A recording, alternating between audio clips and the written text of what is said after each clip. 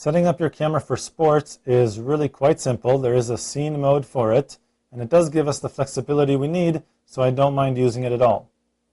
Go ahead and set your mode dial to SCN for scene, and here in the top right is sports. Go ahead and press set. And what the sports scene is going to do is it's going to try and achieve the fastest shutter speed possible given the amount of available light.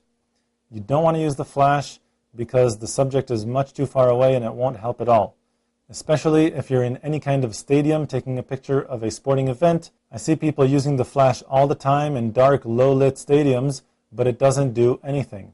So, keep the flash down, don't turn it on, it's not necessary. Go ahead and press the quick menu button, hold that down for a second to access the menu. You have a few focusing options, but what I like using is just the standard area focus. You may have to use the manual focus, and I'll show you why in a second.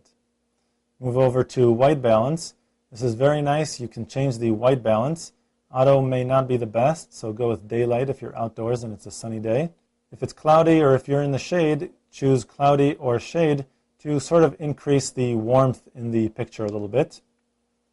I'm going to go with cloudy and go ahead and press set. Now with the white balance properly set, we can move on to setting the burst mode.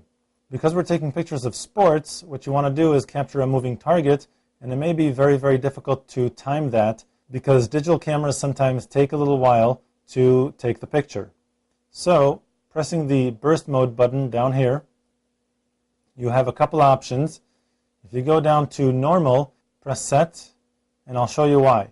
Because I'm using a high quality JPEG, with the normal burst option, I'm going to be able to take up to 4 pictures at a rate of about 2.5 per second. If I had chosen the unlimited, then I'll be able to take as many pictures as I want, but only at a rate of about 2 per second. So I feel like I don't need any more than 4 pictures to capture the image the way I intended. So I'll stick to normal burst. Next thing is focusing. If the target is constantly moving and you can't lock focus before the action happens, then you may need to use the manual focus. What I mean by that is press the shutter button halfway, try and lock focus on your target. If you can't lock focus on the target, but the target is continuously moving back and forth within approximately the same area, then you can try and move your focusing square to something else that is not moving. Press the shutter button halfway to lock on that, assuming that something is at roughly the same distance from the camera. Then recompose. Keep the shutter button pressed halfway so the distance at which you focus remains locked.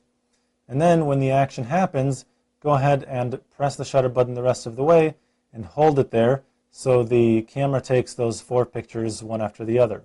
Remember, you want to press the shutter button just before the action happens because you won't be able to time this very well. If you wait for the action to happen and then press the shutter button, you'll probably have missed it.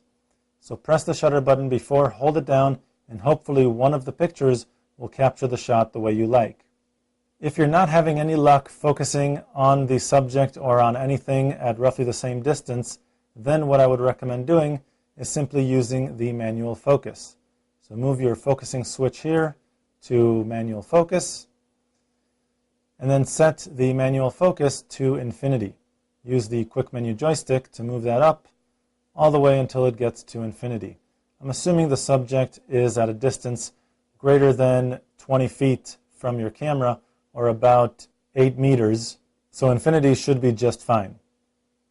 Press the shutter button halfway, not to focus, but to kind of prep the camera. And then just before the action happens, press the shutter button the rest of the way to take the pictures. To find out much more about digital photography and your digital camera, go to lbguides.com.